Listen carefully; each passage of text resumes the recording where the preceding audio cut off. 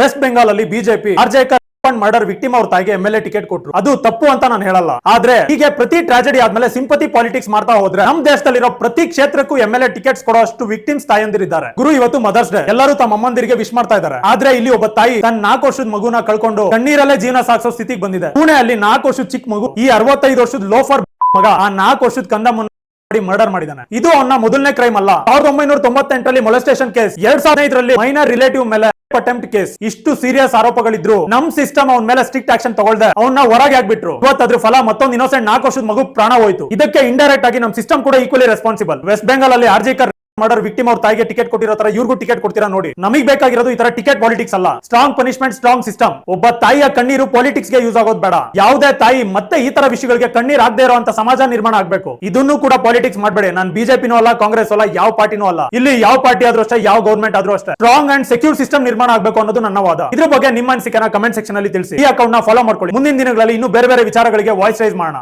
Thank you.